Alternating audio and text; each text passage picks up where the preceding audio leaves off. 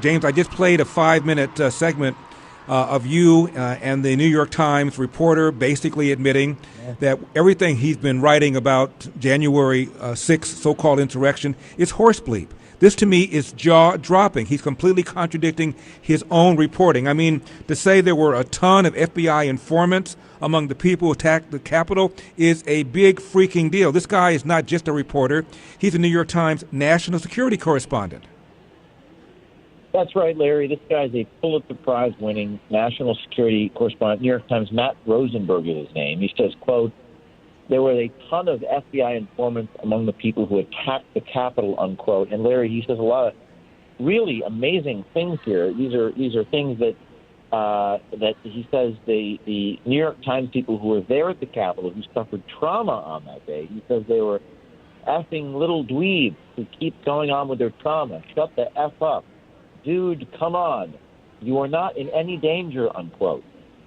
He's sort of contradicting what he – this is not a low-level person, Larry. This is a award-winning national security reporter, works for the FBI, NSA, talks about his CIA sources, his FBI, NSA sources, and this guy is just contradicting what he's written. So this is an extraordinary tape, and we just dropped another installment as I'm on the radio with you now. We just dropped it moments ago, talking about the Trump key tape, which he called ridiculous, and he talked about the tug of war at the New York Times between reasonable people and the, quote, crazy leftists. My guest is James O'Keefe, president and founder of Project Veritas. Talk a little bit about him saying they were making this an organized thing. It wasn't, close quote. I mean, the whole deal about the so-called insurrection is there was an organized steal of the election by Donald Trump, who couldn't bear the idea that he lost it, and that he was the ringleader, he was the conductor. And here you have, again, the national security correspondent, Matt Rosenberg of the New York Times, saying it wasn't organized.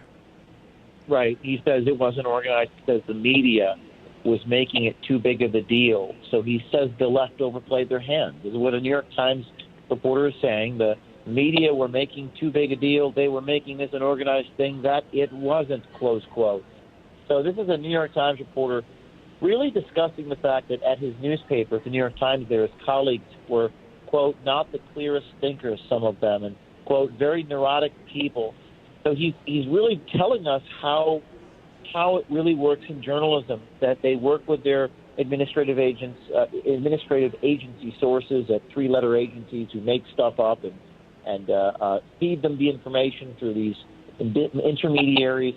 And he's talking about a civil war at the New York Times, Larry, a tug-of-war, in his words, between the reasonable people and the crazy leftists, as he calls them, that's worked its way in there. And he says he's going to be considered right-wing. He's dealing with all these woke people. So he's not saying things that are necessarily unreasonable, but they're unreasonable inside the New York Times. What's unethical about his conduct is that he publishes everything contrary to what he's saying in private. So after your story breaks, what's the reaction of Mr. Rosenberg? What's the reaction of the New York Times? What's the reaction of the media in general that's been referring to January 6th as an insurrection? Well, I mean, it's devastating to everyone in the media, and that's precisely why they won't say a peep about it, at least not publicly. But we did track down Rosenberg in a D.C. restaurant yesterday. I did, and he said, I will stand by my comments absolutely, which is, it doesn't make any sense because his comments contradict which comments is he standing by. I mean, he says one thing in the newspaper, he says another thing in a restaurant. But then he said, I can't give you a comment, and he called me sir. He was very terrified. There's a video online of me confronting him with a microphone. But you know, he's caught. There's nothing for them to say. They're not going to just sort of bow down and surrender that they were wrong. That's not the way these people ever operate. But he's contradicted himself, Larry. People inside the New York Times were named by this man. Adam Goldman is another man named by Rosenberg. And they're not happy with Rosenberg at all. That's what I've been told.